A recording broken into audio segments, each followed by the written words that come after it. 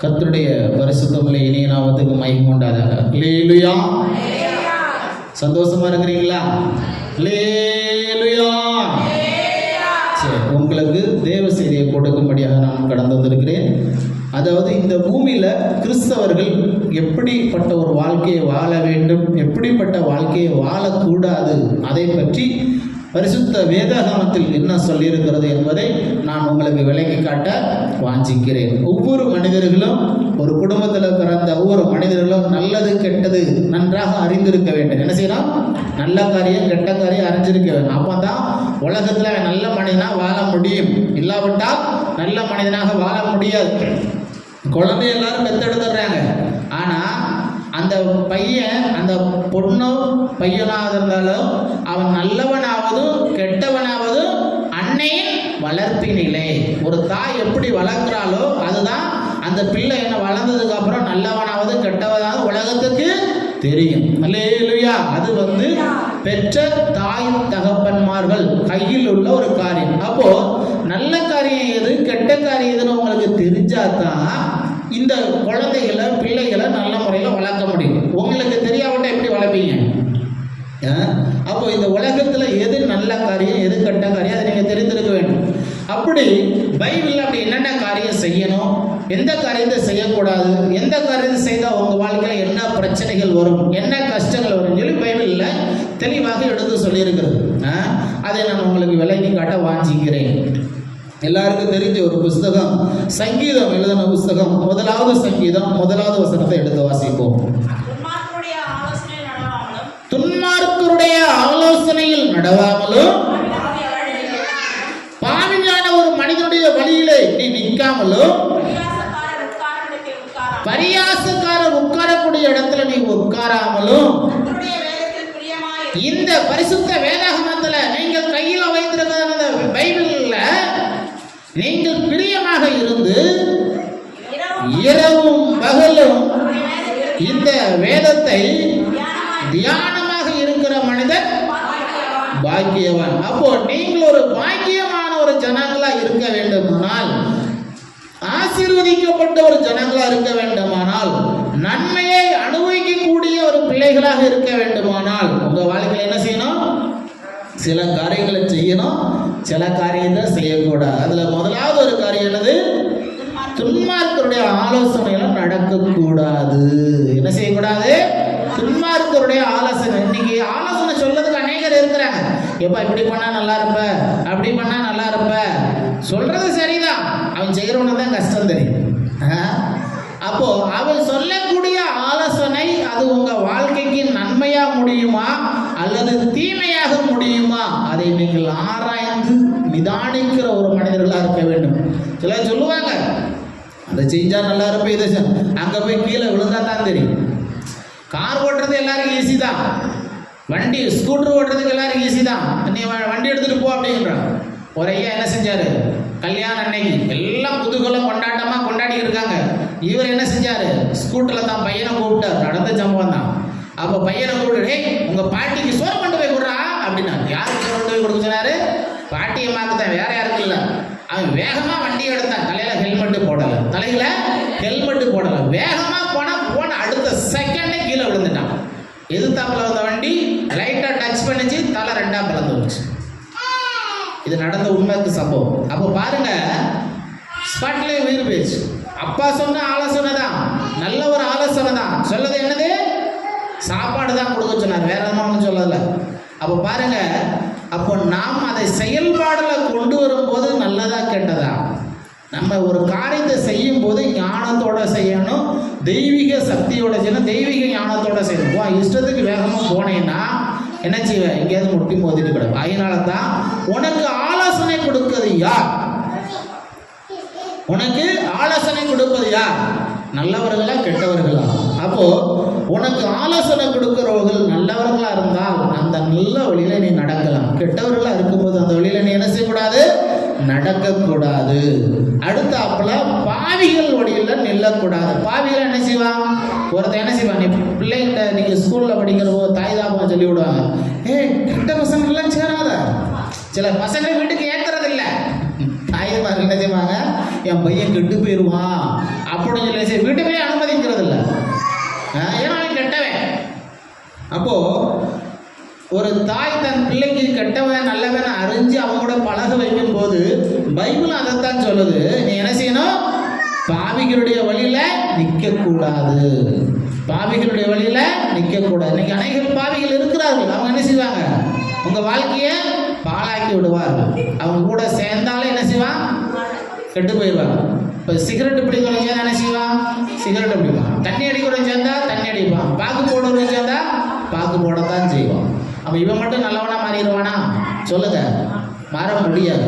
அப்போ அது போலதான் பைபிள் சொல்லுது, ஒரு மனிதன் நல்லவனால அவங்களோட சேரு, கெட்டவனானா சேராத. அதுதான் பாவியுடைய வழியில நிற்காத. இன்னொன்று, பரியாசக்கரை உட்கார இடத்துல உட்காரக்கூடாது. 4 பேர் சேர்ந்துட்டு என்ன செய்வாங்க, அது இப்படி இது எப்படி ஜோக் அடிக்கிறது என்ன, சிரிக்கிறது என்ன, பயங்கரமா நடக்கும். என்ன நடக்கும், அவங்கள பத்தி பேசி பேசி பேசி ஊரு கதை உலக கதை எல்லாம் பேசி பயங்கரமா சிரிப்பாங்க.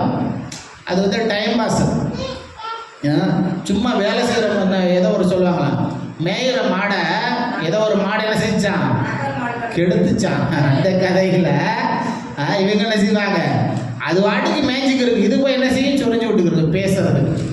இது சும்மா வெட்டியா உட்காந்துக்கிட்டு பேசி பேசி பேசி வாழ்க்கைய பாழாக்கிறது. அதுதான் பரியாசக்காரர் உட்காரக்கூடிய இடத்துல இன்னைக்கு நீ காலையில் எழுந்தனா 4 மணிக்கு எழுந்தனா ப்ரேயர் பண்ண, இன்னைக்கு நீ என்ன செய்யணும், ஏது செய்யணும், அதை பற்றி இன்றைய நாளை குறித்து தேவ சமூகத்தில் உட்காந்து நீ ப்ரேயர் பண்ணணும். என்ன செய்யணும், ஜெபம் பண்ணணும். ஜெபம் பண்ணிட்டு, ஆண்டவரே இன்னைக்கு நீ செய்யக்கூடிய வேலையை ஆசீர்வாதமாக நடத்தித்தாருன்னு சொல்லிட்டு நீ ப்ரேயர் பண்ணி ஒரு காரியம் செஞ்சேன்னா அந்த காரியம் என்ன செய்யும், நல்ல முறையில் நடக்கும். இல்லாவிட்டா நல்ல முறையில் நடக்குது. அதுதான் உன் வாழ்க்கையை கடவுளுடைய கரத்தில் ஒப்பு கொடுக்குறது. யாருடைய கரத்தில் ஒப்பு கொடுக்கிறது, கடவுளுடைய கரத்தில். அப்போ தெய்வத்தினுடைய கரத்தில் ஒப்பு கொடுத்து ஒரு வாழ்க்கையை நீ ஆரம்பிக்கும் போது அது நல்ல ஒரு வாழ்க்கையை அமையும். சிலருக்கு பணம் இருக்கு, கை நிறைய பணம் இருக்கு, வீடு நிறைய நகை இருக்கு, சொத்து இருக்கு, ஆஸ்தி இருக்கு, வேலைக்காரங்க இருப்பாங்க. இன்னைக்கு டீச்சர் வேலைக்கெல்லாம் 1.5 லட்ச ரூபா சம்பளம், 1 லட்ச ரூபா சம்பளம் வாங்குறாங்க.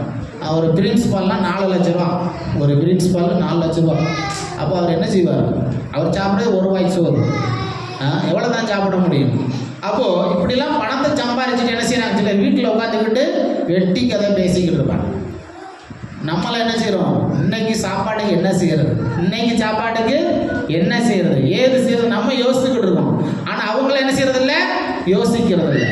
அப்போ நீங்க போற வழி எது, நீ நடக்கிற வழி எது, நீ நிற்கிற வழி எது, அதை நீ ஆலோசனை பண்ணிக்கணும். அதை நீ என்ன செய்யணும், ஆலோசனை பண்ணி அறிந்து தெரிந்து நீங்கள் வாழ வேண்டும். என்னைக்கு அது அறியாம தெரியாம நீங்க வாழ்கிறீர்களோ அன்னைக்கு தான் உங்க வாழ்க்கையில கஷ்டம் வரும், அன்னைக்கு தான் உங்க வாழ்க்கையில பிரச்சனை வரும். அல்லேலூயா. இதைத்தான் பைபிள் சொல்லுது. இதை புரிந்து கொண்டவர்கள் விலகி கொண்டவர்கள் நல்லா இருக்க முடியும். இன்னைக்கு இதை புரிந்து கொண்டவர்கள் நல்லா இருக்க முடியும். தேவையில்லாத காரியங்களை வெட்டியா இன்னைக்கு பாருங்க, எத்தனையோ ஓடிக்கிட்டே இருக்கிறாங்க. அப்போ ஏன் ஓடுறாங்க, வாழ்க்கையை ஒரு நல்ல ஒரு வாழ்க்கையை கொண்டு போறதுக்காக ஓடிக்கொண்டு இருக்கிறார்கள். அடுத்தாப்புல நீதிமொழிகள் எழுதின புத்தகம் 3ஆம் அதிகாரம் 11வது வசனம். நீதிமொழிகள் 3:11.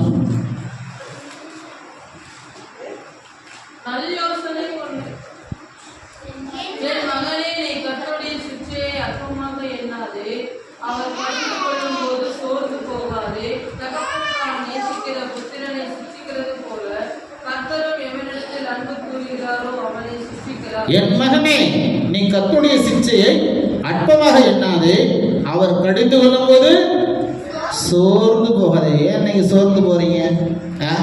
தாய் தகப்பன் எதுக்கு கண்டிக்கிறாங்க? தன் பிள்ளை கெட்டு போக கூடாது அந்த ஒரு காரியத்துக்காக என்ன செய்யறாங்க, தாய் தகப்பன்மார்கள் கண்டிக்கிறார்கள். அல்லேலூயா. அதைத்தான் இயேசு உனக்கு தாயாக தகப்பனாக ஒரு ஆலோசனை கர்த்தராக இயேசு உன் வாழ்க்கையில இருப்பாரானால் அவர் உன்னை என்ன செய்வார், கடிந்து கொள்வார். நீ உண்மையான ஒரு கிறிஸ்தவனா இருப்பாயானால், நீ தெய்வத்தை நம்பின ஒரு கிறிஸ்தவனா இருப்பாயானால் உன் வாழ்க்கையில ஒரு கடிந்து கொள்ளுதல் அவசியமா இருக்கும். யாரு மூலமாக உன்னை கடிந்து கொள்வார்? அப்போ இவங்க என்னை இப்படி பேசிட்டாங்க, இவங்க இப்படி என்னை பண்ணிட்டாங்க, இவங்க என்னை திட்டாங்க, இவங்க என்னை கண்டிக்கிறாங்க அப்படின்னு சொல்லி நீ துக்கப்பட்டேன்னா அது உண்மையான கிறிஸ்தவர் அல்ல. அது உண்மையான கிறிஸ்தவர்கள். நீங்கள் உண்மையான ஒரு கிறிஸ்தவர்களாக இருப்பதும் உங்களுக்கு ஒரு ஆலோசனை வேண்டும், உங்களுக்கு ஒரு கடிந்து கொள்ளுதல் வேண்டும். இப்படிதான் செய்யணும், இப்படி செய்யக்கூடாது, இப்படிதான் நடக்கணும் அப்படின்னு உங்களுக்கு கேள்வி கேட்கறதுக்கு ஒரு ஆள் இருக்க வேண்டும். அப்படி இல்லாவிட்டால் உன் வாழ்க்கை தரிகட்டு போன ஒரு வாழ்க்கையா மாறிவிடும். அல்லேலூயா. அப்போ இந்த வாழ்க்கையை நம்மளை கண்ட்ரோல் பண்ணுவதற்கு ஒரு ஆள் வேண்டும். புரிஞ்சுக்கிட்டீங்களா? அப்ப பாருங்க, இந்த மனசு குரங்கு போல, இந்த மனசு குரங்கு போல இங்க இருந்து அங்க தாவும், அங்க இருந்து இங்க தான், கை காலம் சும்மாவே இருக்காது, கை காலம் சும்மா. அப்ப இதை கண்ட்ரோல் பண்ணது யாரு? யோசிச்சு பாருங்க. இந்த சின்ன குழந்தை இருக்கு, அங்கிட்டு ஓடிக்கிட்டு இருக்கு, புக் எடுக்கு, கிளிக்குது, ஓடுது, ஆடுது, அது சின்ன குழந்தை. இப்ப இதை கண்ட்ரோல் பண்ணணும் எப்படி? யோசிச்சு பாருங்க. இப்ப இது ஒரு மனசு, சின்ன பிள்ளைய நம்ம சத்தம் போடலாம், உட்கார வைக்கலாம். ஆனா பெரிய ஆட்கள் என்ன சொல்லுவீங்க? வயசுல பெரிய ஆளா இருந்தா கல்யாணம் கட்டி 2-3 பிள்ளைங்களை பெற்றுட்டு அவன் என்ன சொல்ல, நான் சம்பாதிக்கிறேன், என் பணம், என் உழைப்பு, என் இஷ்டம் அப்படிமா. அதுதான் வாழ்க்கை என்ன செய்யுது? தரிகட்டு போகக்கூடிய ஒரு இடம். ஆகியனாலதான் அந்த வசனத்தை மறுபடியும் வாசிங்க. தகப்பன் தான் நேசிக்கிற புத்திரனை சிச்சிக்கிறது போல கர்த்தரும் எவனிடத்தில் அன்பு கூறுகிறாரோ அவனை சிச்சிக்கிறார். யாரு மேல அன்பு இருக்கும் அந்த பிள்ளைக்கு தான் புத்தி சொல்லுவாங்க. நீங்க எல்லாரும் புத்தி சொல்லுவீங்களா? யோசிச்சு பாருங்க. தம்பி நீ போற கொஞ்சம் பார்த்து போப்பா அப்படின்னு சொல்லி அன்பா யார் சொல்லுவா? யாரு சொல்லுவா? அவங்கள நேசிக்கிற தாய் தாப்பா தான் சொல்லுவாங்க. எல்லாராலும் சொல்ல முடியாது. நாங்க ஒரு கடையில டீ குடிச்சுக்கிறோம். ஸ்கூல்ல படிக்கிற காலத்தில் 4-5 பசங்களாம் சேர்ந்து டீ குடிச்சது போல மெயின் ரோட்ல தான் டீ கடை, டீ குடிச்சுக்கணும். அப்போ என் கூட படிச்சுக்கிறத ஒரு பையன் சொல்றான், டீ குடிச்சுக்கிற ஒரு பையன், அவன் போற போக்க பாடுறான்னு சொல்லி தான் படித்தான். அந்த பஸ்ஸு பேர் அமிர்தவல்லி பஸ். மதுரையில் கனகமுழம் என்ற ஒரு இடத்துல ஒரு அந்த ஆப்போசிட்டில் வந்த பஸ்ஸு நாகர்கோயிலேருந்து மதுரை புறப்பட்டு வந்துக்கிட்டு இருக்கு. அது கிட்டத்தட்ட 5 மணி நேரம் 6 மணி நேரம் பிரயாணத்தில் பஸ்ஸு வந்துக்கிட்டு இருக்கு. மதுரை கிட்ட சொல்லி வாய் முடியல, அவன் போற போக்க பாருன்னு வாய் சொல்லி முடியல. அடுத்த செகண்டு 2 வண்டியும் டேஸ் ஆயிடுச்சு. அங்கே முன்னாடி வைக்கிறத அந்த பஸ்ஸில் உட்காந்து ஒரு பாட்டிமா, இந்த தாடி இருக்குல்ல, இது கீழே டமான்னு கரண்ட் கீழே விழுந்துருச்சு. என்ன செஞ்சு டமான்னு கீழே அந்த பஸ் டிரைவருக்கு 2 காலம் போயிடுச்சு. 2 காலம் 2 தனியாக போயிடுச்சு டிரைவருக்கு. அப்போ பாருங்க, சொல்லி வாய் முடியல. அப்போ எல்லாம் என்ன சொல்லுவாங்க, இவனுக்கு இன்னும் வேணும், இதுக்கு வேணும், இவன் போற போக்க பாரு அப்படின்னு சொல்லி வாங்கி முடியும். அப்போ பாருங்க, அந்த வார்த்தை சொல்ல முடியாது. தெரியாதவங்களும் அப்படி சொல்லுவாங்க, தெரிஞ்சவங்க அப்படி சொல்லுவாங்களா? தம்பி பார்த்து போப்பா, பத்திரமா போப்பா, ஒழுங்கா இருப்பா அப்படி சொல்ல முடியாது. அவங்கள நேசிக்கிறவங்க. அப்போ உன்னை நேசிக்கிறவங்களால தான் உன்னை என்ன செய்ய முடியும்? கண்டிக்க முடியும், சிச்சிக்க முடியும். எல்லாராலும் சிச்சிக்க முடியாது. அல்லேலூயா. கர்த்தருடைய நாமத்துக்கு மகிமை உண்டாகட்டும். அடுத்தபடியாக நீதிமொழிகள் 23:31. நீதிமொழிகள் 23:31.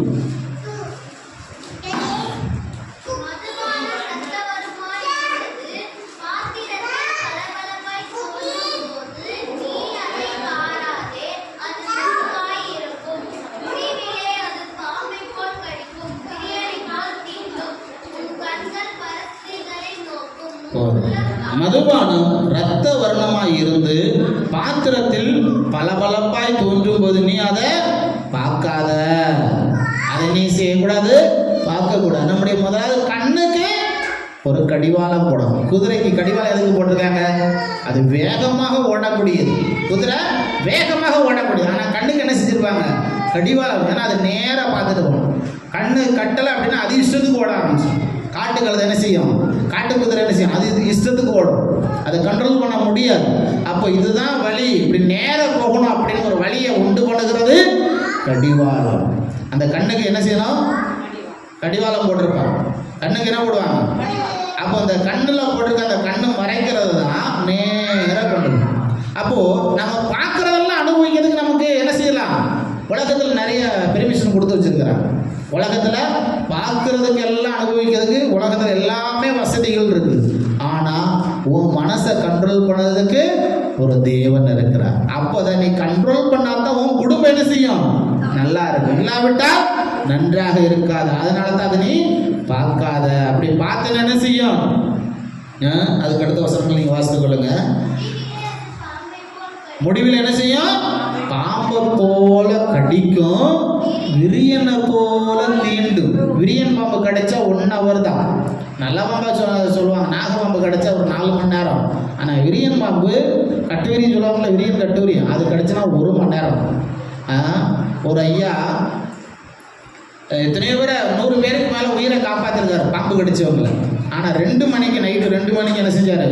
எங்கள் சர்ச்சி, நாங்கள் இருந்த சர்ச்சி பக்கத்தில் குட்டி பாம்பு வீட்டுக்கு அந்த சிறுசனை தூக்கி தூரம் போட்டுருக்காரு. டப்புன்னு கையில் கடிச்சிச்சு விரியன் பாம்பு.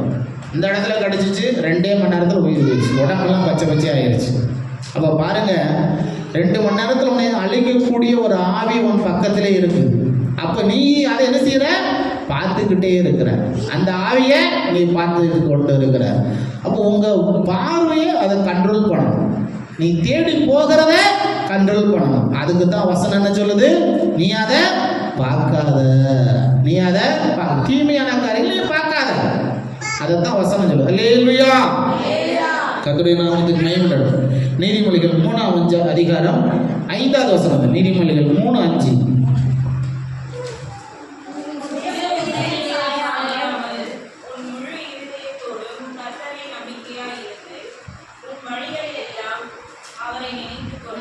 உன் சுய புத்தி மேல் சாயாமல் உன் முழு இருதயத்தோடு கர்த்தரிடத்துல நம்பிக்கையா நீ சாய்ந்திருக்கிற இடம் எது? உன் சுய புத்தில நீ சாய்ஞ்சிருக்கிற. நான் என் இஷ்டம், நான் என் பொழைப்பு, என் வாழ்க்கை எல்லாம் நீ பொழைச்சதான், நீ உழைச்சதான், நீ சம்பாதிச்சதான். அதை பாதுகாக்கணும் இல்ல, அதை நீ காப்பாற்ற வேண்டும் இல்ல. நீ என்ன செஞ்சிட? உன் சுய புத்தில சாய்ந்து விடுகிறாய். சுய புத்தியில ரிலையன்ஸ் கம்பெனி ஓனர் எத்தனையோ கோடிக்கு அதிபதியாக இருந்தார். இன்னைக்கு எல்லா கோடியும் உலக பணக்காரர்கள் இருந்தார் லிஸ்ட்டில். இப்போ ஒன்றுமே இல்லாத ஆகிட்டார். முகேஷ் அம்பானி இல்லை, அனில் அம்பானி. கர்த்தருடைய நாமத்துக்கு மகிமை. இப்படி சுய புத்தியில் அநேகர் சார்ந்தவர்கள் என்ன செய்கிறாங்க? எத்தனை பேர் தோத்து போனவர்கள் இருக்கிறார். வாழ்க்கையில் தோல்வியை தலைவர்கள் இருக்கிறார். கர்த்தருடைய நாமத்துக்கு மகிமை. ஆகியனால தான் நீ என்ன செய்ய? கர்த்தருக்கு பயந்து தீமையை விட்டு விலகு. உன் முழு இருதயத்தோடு யார் மேல நம்பிக்கை? தெய்வத்தின் மேல நம்பிக்கை. தெய்வ நம்பிக்கை இருந்தால் தான் நமக்கு சொத்தாவது, சுகமாவது, நம்முடைய ஆஸ்தியாவது, நம்முடைய வாழ்க்கையாவது என்னைக்கும் ஸ்டாண்டர்டா நன்றாக இருக்கும். இல்லாவிட்டால் அந்த வாழ்க்கை அப்படியே புரட்டி போட்டு விடும். அப்படியே புரட்டி. எத்தனையோ பேர் வசதியா இருந்தவர்கள் நீங்க ஒண்ணுமே இல்லாம இருக்காங்க. லட்சமா சம்பாதிச்சு இன்னைக்கு ஒண்ணும் இல்லாம இருக்கிறாங்க. அது காரணம் என்ன? ஏன் இஷ்டம் அப்படின்னு சொல்லி போனோம். சுய புத்தியை சார்ந்தவர்கள். அதனால சுய வழியில, சுய புத்தியில சாயாம முழு இருதயத்தோடு தெய்வ நம்பிக்கையோடு இருப்பீர்களானால் உங்க வாழ்க்கை ஆசீர்வாதமாக அமையும். அல்லேலூயா, கர்த்தருடைய நாமத்துக்கு மகிமை உண்டாகட்டும். அடுத்தபடியாக நீதிமொழிகள் 4 அதிகாரம் 27வது வசனம். 4:27.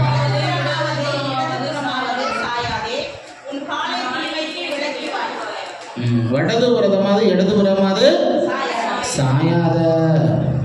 சில சாஞ்சி சாஞ்சி நிற்கிறாங்க. சாஞ்சி சாஞ்சி நிற்கிறாங்க. சாஞ்சி சாஞ்சி கடைசியில் செஞ்சிருது சாய்ந்து விடுகிறார்கள். வலது புறமாவது இடது புறமாவது சாயாதே. உன் காலை தீமைக்கு விலக்குவாயாக. தீமைக்கு விலக்குவாய். இன்னைக்கு காலை தீமை செய்ய ஓடுது, அநியாயம் செய்ய ஓடுது, அக்கிரமம் செய்ய ஓடுது. ஓடி ஓடி கடைசியில் என்ன செஞ்சுறாங்க? அதுல அழிந்து விட்டவர்கள் எத்தனையோ பேர் காணப்படுகிறார்கள். அல்லேலூயா. உபாகம் 6 அதிகாரம் 12வது வசனம். உபாகம் 6:12.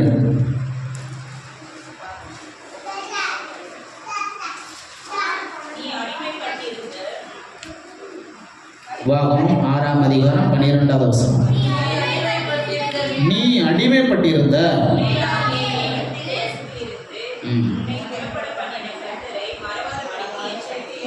நீ அடிமைப்பட்டிருந்த வீடாகி எகிப்து தேசத்திலிருந்து உன்னை புறப்பட பண்ணின கர்த்தரை நீ மறக்க கூடாது. அதை நீ எச்சரிக்கையா. இன்னைக்கு அநேகர் தெய்வத்தை மறந்துறாங்க. ஆசீர்வாதம் வந்தோடனே, சொத்து வந்தோடனே, சுகம் வந்தோடனே என்ன செஞ்சுறாங்க? கடவுளை மறந்துறாங்க. பிள்ளை பாக்கிய வேணும்னா என் பிள்ளைக்கு பாக்கிய வேணும், பிள்ளை குழந்தைன்னு அழுகிறாங்க. குழந்தை பாக்கியம் கிடைச்சிச்சா சர்ச்சைக்கே வராதில்லை. வேலை வேணும், வேலை வேணும், சர்ச்சைக்கு வராங்க. வேலை கிடைச்சதுக்கு அப்புறம் கடவுளை சர்ச்சை மறந்துடுறாங்க.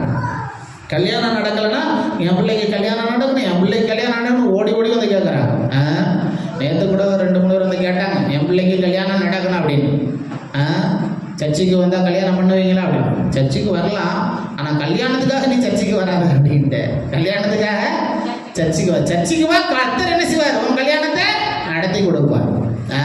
இது வந்து மத மாத்திர கொள்கை அல்ல, இது மத மாத்திர கொள்கை அல்ல, உன் மனசை மாற்றக்கூடிய கொள்கை. நான் சொன்னேன், நீங்கள் உடனே ஞானஸ்தானம் தருவீங்களா அப்படின்னா, நாங்கள் உடனேலாம் ஞானஸ்தானம் தரமாட்டோம். குறைஞ்சது நீ ஒரு 6 மாதமாவது சர்ச்சைக்கு வரணும். சர்ச்சைக்கு வந்து நீ எப்படி இருக்க அப்படின்னு சொல்லி பார்த்துட்டு தான் நாங்கள் என்ன செய்வோம், ஞானஸ்தானத்தை கொடுப்போம் அப்படின்னு. கர்த்தருடைய நாமத்துக்கு மகிமை உண்டாகட்டும். இது ஒரு மதம் மாற்ற கொள்கை அல்ல, இது மதம் மாற்றுகிறவுடைய அனுபவம் அல்ல. இது வந்து உன் மனது, உன் வாழ்க்கை இப்படி தான் வாழணும், இப்படி தான் வாழக்கூடாது. ஒரு வாழ்க்கையை நல்ல ஒழுக்கத்தோடு வாழக்கூடிய வாழ்க்கையை தான் பைபிள் சொல்லி கொடுக்கிறது. அல்லேலூயா. ஆகினால தான் உனக்கு ஆசீர்வாதம் வேணும்னே சர்ச்சைக்கு வர்ற, ஆசீர்வாதம் முடிஞ்ச உடனே சர்ச்சை விட்டு கலண்டு போயிடுற. அப்புறம் என்ன செய்வோம், மறுபடியும் பழைய குடி கதவை திரடின என்ன செய்வீங்க, அந்த குழிக்குள்ளேயே கிடப்பீங்க, அந்த சாக்கடைக்குள்ளேயே கிடப்பீங்க, அந்த பாவத்துக்குள்ளேயே கிடப்பீங்க, அந்த நரக வாழ்க்கையிலேயே, அந்த அடிமைத்தனத்திலேயே. எது உங்களை அடிமைத்தப்படுத்தி வச்சிருந்தோ, எந்த தீமை காரியங்கள் உங்க வாழ்க்கையை அழிச்சுக்கிட்டு உங்க ரத்தத்தை குடித்து கொண்டிருந்ததோ, அந்த அடிமைத்தனத்துக்குள்ளேயே நீங்க இருப்பீங்க. பின்ன எப்படி ஆசீர்வாதம் அனுபவிக்க முடியும், பின்ன எப்படி நன்மையா வாழ முடியும்?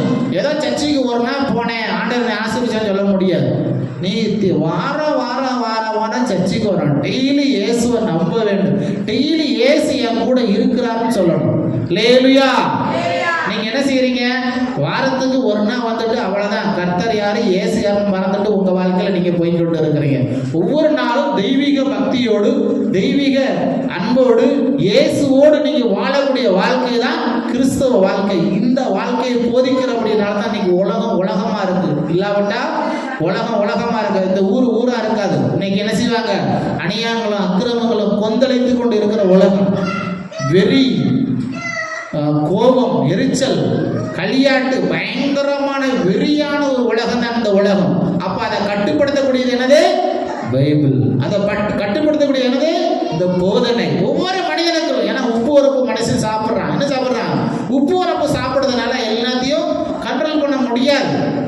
நாம் சாப்பிடக்கூடிய ஒவ்வொரு ஆகாரங்களும் மனிதனுடைய உணர்ச்சிகளை தூண்டக்கூடியது, மனிதனுடைய கோபத்தை தூண்டக்கூடியது, வெறிகளை தோண்டக்கூடியது. அதை அடக்கி ஆளுகை செய்ய வேண்டுமானால் ஒரு தெய்வீக பக்தி இருந்தால்தான் இதை என்ன செய்ய முடியும், கண்ட்ரோல் படுத்த முடியும். அதை கண்ட்ரோல் படுத்த விட்டால் குடும்பமா இருக்காது, ஊரா இருக்காது, உலகமா இருக்காது. அல்லேலூயா.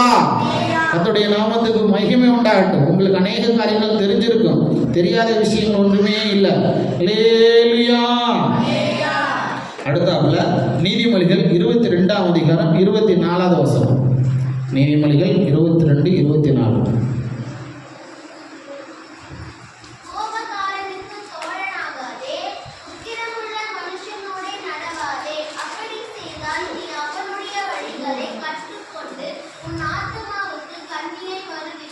உன் ஆத்மாவுக்கு கண்ணியை வருவிப்பாய். நீ யாரோட, கோபக்காரனுக்கு தோழனாக கூடாது, உக்கிரக்காரனுக்கு அவன் கூட நடக்கக்கூடாது.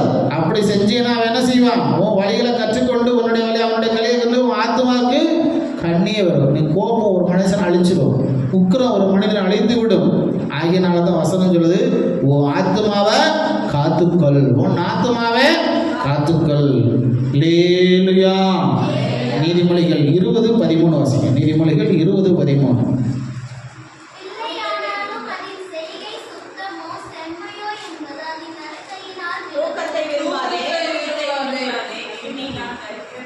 தூக்கத்தை விரும்பாத, விரும்பினா என்ன செஞ்சிருவேன், தரித்திரராய் விடுவாய். இன்னைக்கு என்ன செய்யறாங்க, நைட்டெல்லாம் முடிச்சிருக்காங்க, பகல்ல ஒரே தூக்கம் தூக்கிக்கிட்டு இருக்கிறாங்க. ஆண்டவர் என்ன செஞ்சிருக்காரு, இரவு பகல்னு 2ஆ பிடிச்சிருக்காரு. கடவுள் என்ன செய்யறாரு, பகல்ல நீ நல்லா சம்பாதி, நைட்டு நல்லா தூங்கு, நல்லா ரெஸ்ட் எடு. இன்னைக்கு எல்லாரும் என்ன செய்யறாங்க, நீங்க மொபைலை பார்த்துட்டு என்ன செஞ்சுறாங்க, நைட்டு தூக்கம் வர்றதில்லை, நைட்டெல்லாம் முடிச்சுட்டு இருக்காங்க. எனக்கு ஒரு காலத்தில் அப்படி இருந்துச்சு. ஒரு 5-8 வருஷத்துக்கு முன்னாடி எத்தனையோ நாள் எனக்கு தூக்கம் கிடையாது. 1 மணி நேரம் நான் பகலில் சாப்பிட்டு மத்தியானம் தூங்கிட்டேன். பண்ணிட்டேன்னா 23 hours 22 hours தூக்கமே கிடையாது. அவள் பாருங்க, இதுக்குள்ள எத்தனை பேர் இருப்பாங்க, என் வாழ்க்கையில் அனுபவப்பட்டதான். அப்போது நீ காலையில் எழும்பு, இன்னைக்கு வேலை செய், சம்பாதி போல காரியத்தை, குடும்ப காரியத்தை பாரு. இப்போ 8 மணி ஆச்சா, நல்லா சாப்பிட்டு நிம்மதியாக தூங்கு. காலையில் 5 மணி முடிய 4 மணி முடிய நல்லா தூங்கு. அதுக்கு மேலே தான் என்ன செய்யக்கூடாது, தூக்கத்தை விரும்பக்கூடாது. அப்படி நீ விரும்பினே ஆனால் உன் வாழ்க்கை என்ன செய்யும், தரித்திரத்தில். அப்படி நீ குடும்பத்தில் தரித்திரம். ஏன் இன்னைக்கு சாப்பாடுக்கு இல்லை, வறுமை வறுமை வறுமை, அந்த வறுமைக்குள்ளே போயிடுங்க. நீ உழைக்கலாம், சம்பாதிக்கலாம், உனக்கு இந்த உலகத்தில் அது எத்தனையோ வழிவாசல்கள் திறந்திருக்கு. ஆனால் நீ என்ன செஞ்சிருக்கிற, தூங்கி தூங்கி தரித்திரத்துக்குள்ள போய்விடுகிறீர்கள். மறுபடியும் அந்த வசனத்தை வாசிங்க. தூக்கத்தை விரும்பாத நீ விரும்பின என்ன செஞ்சிருவ, தரித்திரனாகி விடுவாய். அப்போ கிறிஸ்துவ ஜீவியம் வந்து தரித்திரராகுவதற்காக வரவில்லை, உன் வாழ்க்கை ஆசீர்வதிக்கப்படுவதற்காக. அல்லேலூயா. அதே அதிகாரம் 19வது வசனத்தை வாசிங்க.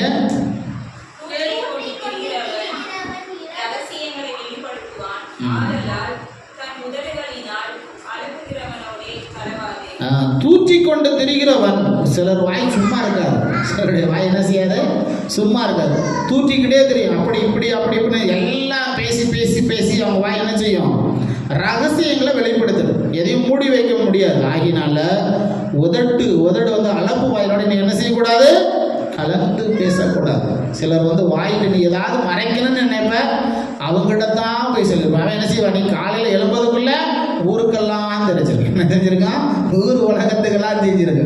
இது நேச்சுரலாக பைபிள் சொல்லுது. கர்த்தருடைய நாமத்துக்கு மகிமைண்டாட்டம். அப்போ நீ யாருக்கிட்ட பேசுற, யாருக்கிட்ட பழகுற, அதை தான் பைபிள் சொல்லுது. இன்னைக்கு உன் மானம் மரியாதை எல்லாம் கெட்டு போக காரணம் என்ன, நீ பேசுறதுனால.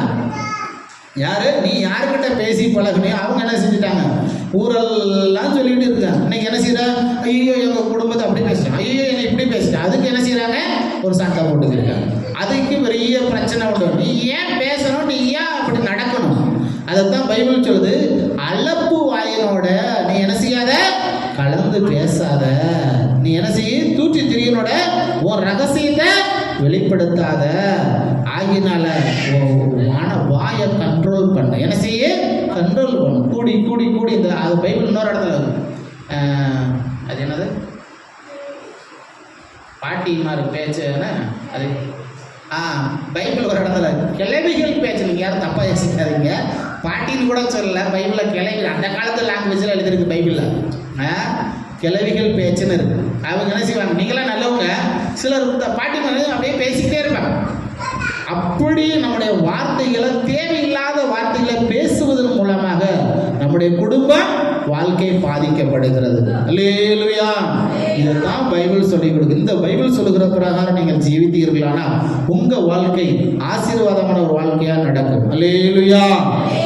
அதுக்காகத்தான் பைபிள் என்ன சொல்லுது, இரவு பகலும் கர்த்தருடைய வேதத்துல பிரியமாயிருந்து அதை தியானிக்கிற மனுஷன் பாக்கியவான். அப்போ நீங்கள் ஒரு பாக்கியமான ஜனங்களை மாற வேண்டுமானால் நான் சொன்ன இந்த 10 காரியத்திலிருந்து நீங்க என்ன செய்யணும், விடுதலையாக வேண்டும்.